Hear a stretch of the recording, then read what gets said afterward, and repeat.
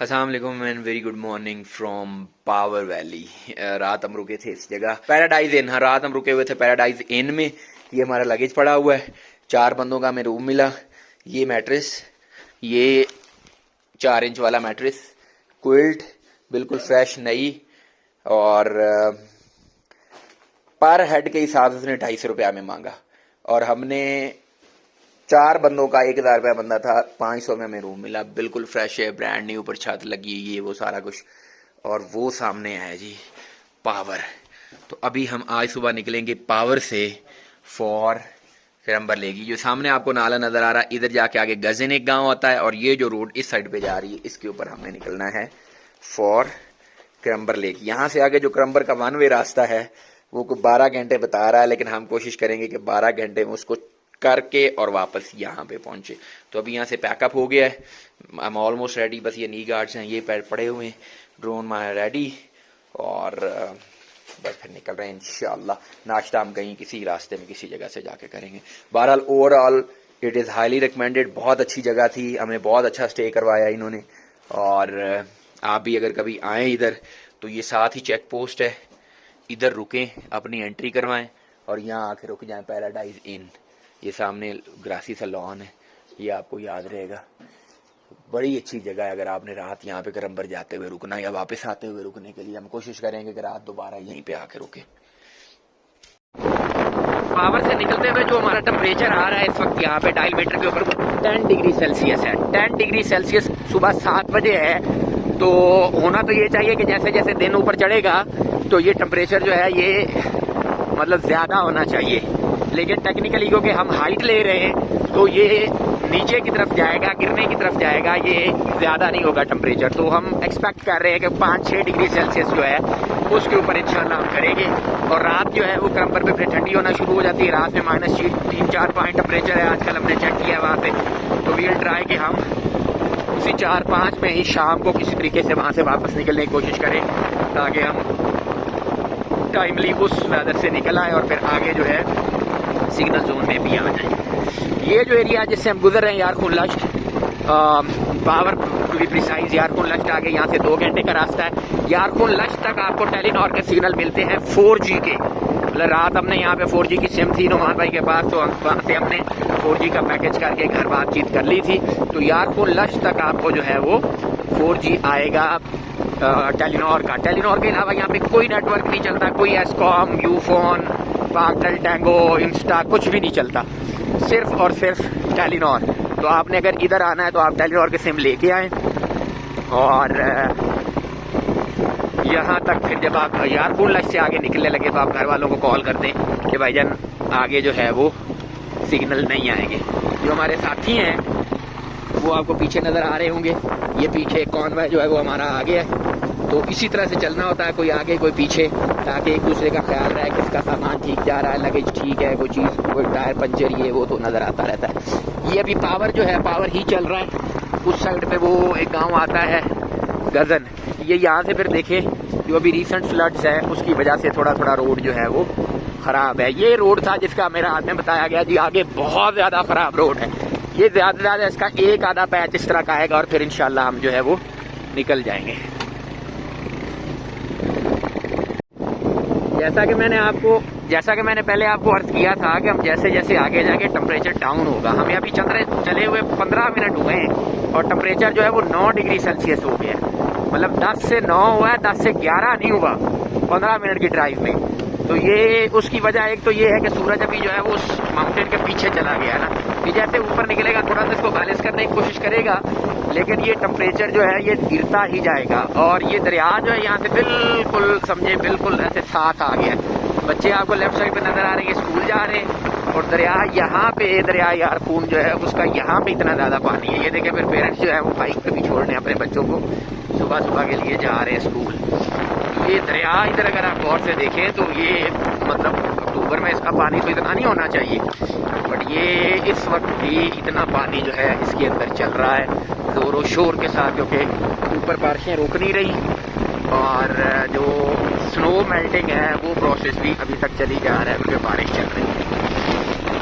तो अगर आप बाइक पे आए हुए हैं तो जहाँ कहीं आपको थोड़ा सा लेवल प्लेइंग प्लेन मिल जाए जगह, वहाँ पे आप कोशिश करें कि आप थोड़ा सा सफ़र को खींचें, क्योंकि इधर आपको आने का वो माइलस्टोन उस तरह से लगे हुए नज़र नहीं आएंगे और फिर आप यही समझते रहेंगे मैं करीब पहुँच गया हूँ, जबकि एक्चुअली आपने 20-30 किलोमीटर किया होगा। टोटल 150 किलोमीटर 175 किलोमीटर का रास्ता है ये। इस वक्त हम रिवर को क्रॉस करके दूसरी साइड पे आ रहे हैं। ऊपर एक रास्ता था, वो मेरे ख्याल में बह गया, क्योंकि ये ब्रिज जो था ये एक्सक्लूसिवली इस साइड पे था इधर आने के लिए, लेकिन ये मुझे याद आ गया है, वो ऊपर वाला रास्ता उस वैली में इधर को मुड़ जाएगा हमने, क्योंकि आगे को निकलना है, इसलिए हमें ये ब्रिज क्रॉस करके इसी साइड पे जाना पड़ता है। ये आगे जाके फिर एक दफ़ा हम ब्रिज क्रॉस करेंगे और दूसरी साइड पे चले जाएंगे।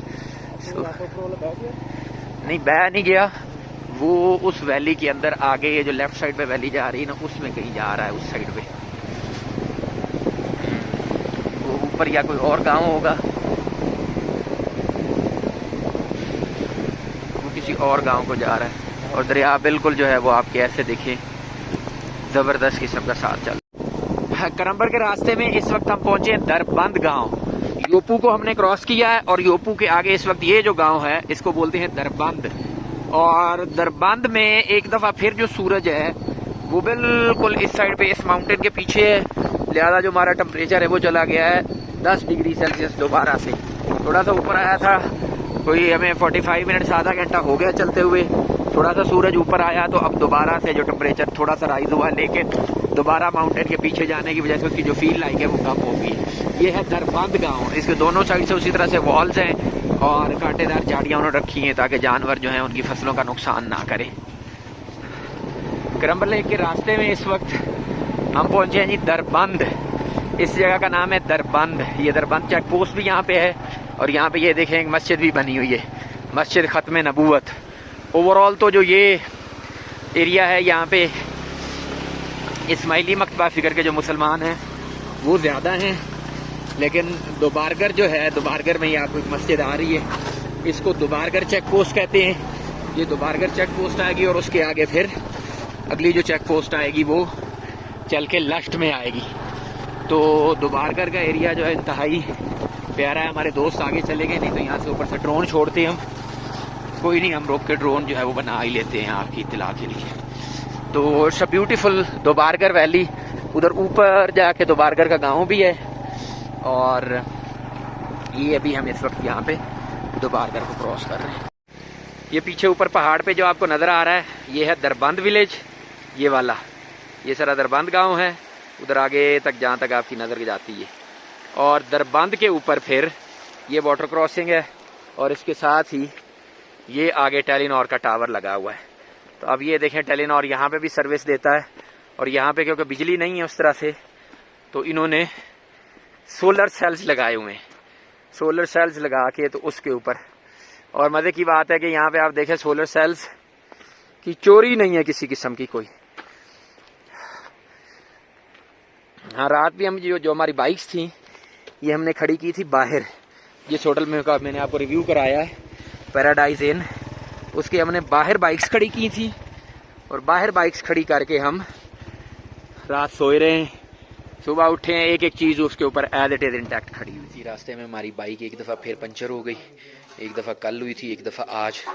तो ये यहाँ पे रोक के हमने इसको पंचर लगवाया यारखुन लश से पहले, और साथ ही ग्रीस वगैरह जो करवानी थी वो करवाई है। सुबह सुबह का टाइम है इस वक्त और बस अभी ये करवा के इंशाल्लाह आगे निकलेंगे। तो ये आगे मेरे नुमान साहब बैठे हैं जी, इन्होंने एक सवाल मेरे से पूछा था कल भी और आज फिर वही दोबारा से बात शुरू हो गई कि इन्होंने कहा जी आप सफ़रनामे किसके पढ़ते हैं।